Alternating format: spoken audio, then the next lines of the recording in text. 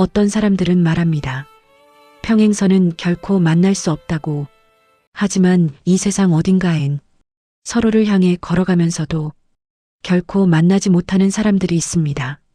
벽 하나를 사이에 두고 같은 시간, 같은 공간에 살면서도 영원히 스쳐 지나가는 사람들. 이건 그런 두 사람의 이야기입니다. 수아와 준서.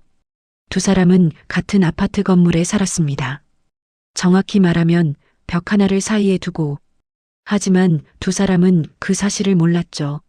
수아는 번역가였습니다. 외국 소설을 한국어로 옮기는 일. 매일 밤 그녀는 다른 사람들의 이야기 속에서 살았습니다. 어느 날 그녀가 맡은 건 공포소설이었죠. 밤늦게 번역을 하던 수아는 창밖에 보이는 으스스한 나무 때문에 더욱 겁이 났습니다. 그 나무는 건물 오른쪽에 있었죠. 다음 날부터 수아는 생각했습니다. 오른쪽으로는 절대 가지 말자. 한편 벽 너머에 사는 준서. 그는 바이올리니스트였습니다. 아직 성공하지 못한 꿈을 쫓는 음악가. 어느 날 밤 공연을 마친 준서에게 한 여자가 다가왔습니다.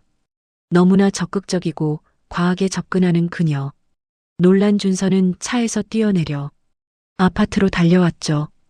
다음 날 아침 건물 왼쪽 모퉁이에서 그녀가 기다리고 있었습니다. 준서는 결심했습니다. 왼쪽으로는 절대 가지 말자. 그렇게 두 사람은 같은 건물에 살면서도, 같은 시간에 나가면서도, 같은 장소를 지나면서도 절대 만날 수 없었습니다. 수아는 항상 왼쪽으로만, 준서는 항상 오른쪽으로만. 그러던 어느 봄날, 따뜻한 햇살이 내리쬐는 공원. 수아는 번역한 원고를 들고 걷고 있었습니다. 마감일이 내일이라 서둘러 출판사로 가야 했죠. 같은 시각, 같은 공원. 준서는 야외 공연을 막 마치고 바이올린 케이스를 들고 걷고 있었습니다. 그때 바람이 불었습니다. 갑작스럽고 강한 바람. 수아의 손에서 원고들이 날아갔습니다. 하얀 종이들이 공중으로 흩날리며 분수대 쪽으로 날아갔죠. 안 돼. 수아가 소리쳤습니다. 하지만 이미 몇 장은 물에 빠진 후였죠. 바로 그때 누군가가 달려왔습니다. 준서였습니다. 괜찮으세요? 제가 도와드릴게요. 두 사람은 함께 물에 빠진 원고를 건졌습니다. 그리고 햇살 아래 잔디밭에 앉아 젖은 종이들을 하나하나 펼쳐 말렸죠. 번역가세요? 네. 이 원고가 정말 중요했는데 저도 종이가 소중한 거 알아요. 저는 악보가 그렇거든요. 음악하세요? 바이올린이요. 아직 유명하진 않지만요. 이상했습니다. 처음 만난 사람인데 마치 오래전부터 알던 것 같았죠. 대화가 계속될수록 두 사람은 놀라운 사실을 발견했습니다. 잠깐, 그 말은 혹시 3년 전에 대학로 공연장이요? 맞아요.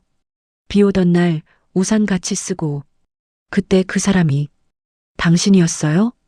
3년 전 비 내리는 어느 저녁 우산 없이 걷던 수아에게 준서가 자신의 우산을 함께 써주었던 그날 두 사람은 30분을 함께 걸었지만 이름도 연락처도 묻지 못한 채 헤어졌었죠. 그리고 3년 후 이렇게 다시 만난 겁니다. 이게 운명인가 봐요. 준서가 말했습니다.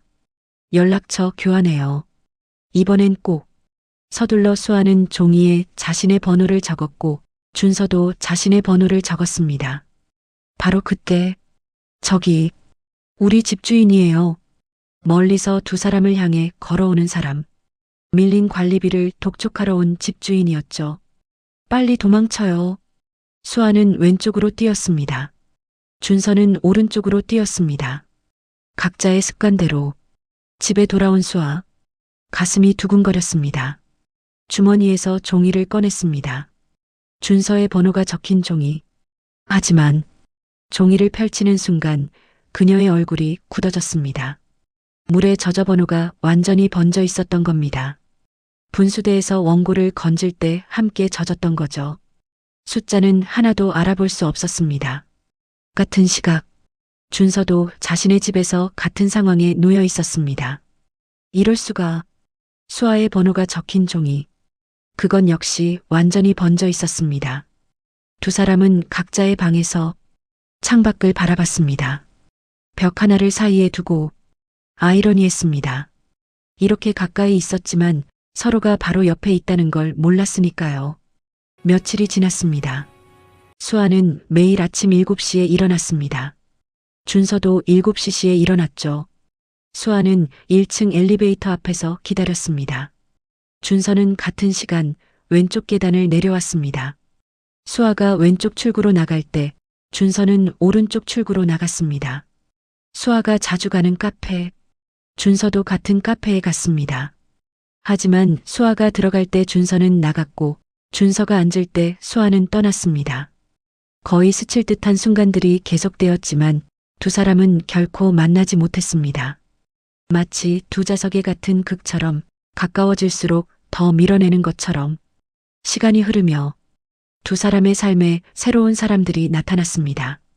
수아의 출판사에 새로운 의사, 재현. 다정하고 안정적인 남자. 수아 씨, 점심 같이 드실래요? 그는 자주 수아에게 관심을 보였습니다. 주변 사람들은 모두 말했죠. 좋은 사람인데 왜 안 만나? 의사라잖아. 하지만 수아의 마음은 여전히 그날 공원의 분수대에 머물러 있었습니다. 준서에게도 누군가 나타났습니다.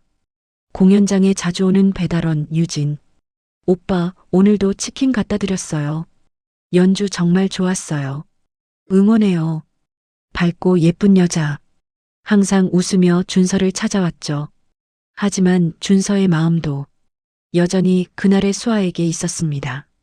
계절이 바뀌고 겨울이 왔습니다.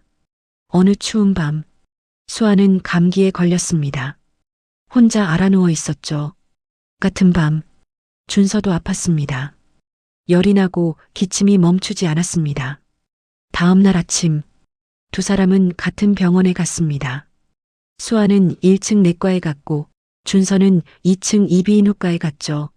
진료를 마친 수아가 엘리베이터를 타고 내려왔습니다.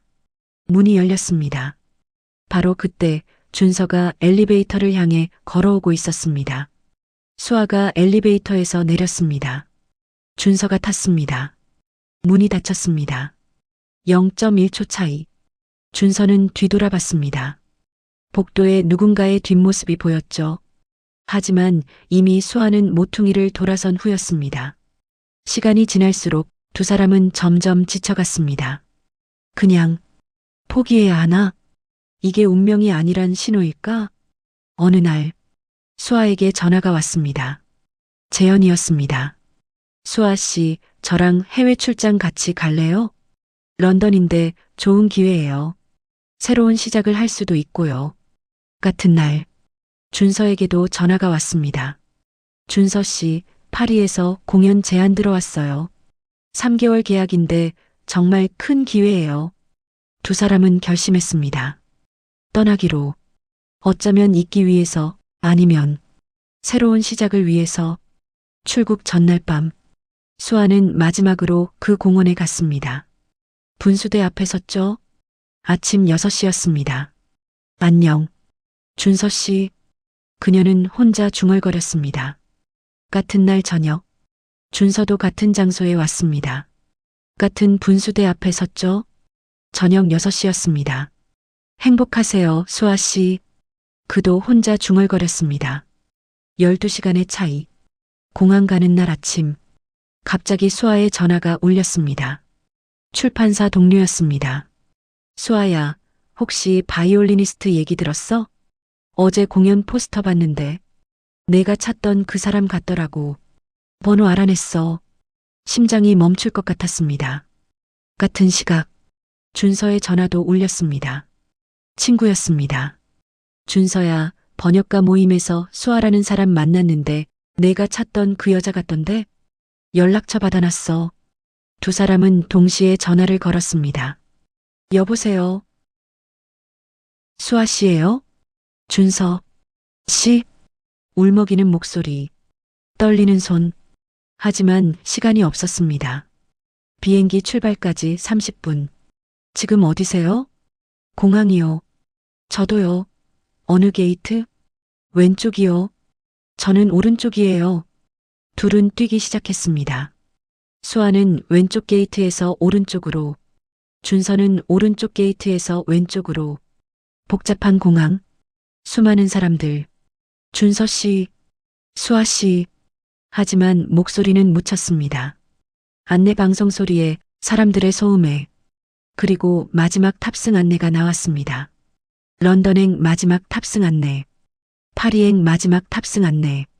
둘은 결국 만나지 못했습니다. 비행기에 올랐습니다. 창밖을 바라봤습니다. 눈물이 흘러내렸습니다. 그날 밤 지진이 일어났습니다. 두 사람이 살던 아파트 건물, 그 건물이 무너졌습니다. 그리고 두 사람을 가로막던 그 벽도 함께 무너졌죠. 3개월 후 수아는 런던에서 돌아왔습니다. 자신의 짐을 찾기 위해. 준서도 파리에서 돌아왔습니다. 같은 이유로. 폐허가 된 건물터, 무너진 벽들, 흩어진 잔해들. 수아는 왼쪽에서 걸어왔습니다. 준서는 오른쪽에서 걸어왔습니다. 그리고 마침내 벽이 사라진 그 자리에서 두 사람이 마주봤습니다. 수아 씨, 준서 씨. 더 이상 벽은 없었습니다. 더 이상 방향도 없었습니다. 그저 서로를 향해 걸어갔습니다. 그리고 포옹했습니다. 때로는 무언가가 무너져야 비로소 만날 수 있는 사람들이 있습니다. 왼쪽으로 가는 사람과 오른쪽으로 가는 사람. 평행선처럼 보였지만 결국 만날 운명이었던 두 사람. 당신도 지금 누군가와 벽 하나를 사이에 두고 살고 있는지도 모릅니다. 하지만 언젠가 그 벽이 무너지면 당신도 만나게 될 것입니다. 당신의 운명을. 우리는 때때로 가장 가까운 곳에서 가장 먼 사람을 찾고 있습니다. 하지만 포기하지 마세요. 운명은 결국 만나게 되어 있으니까요.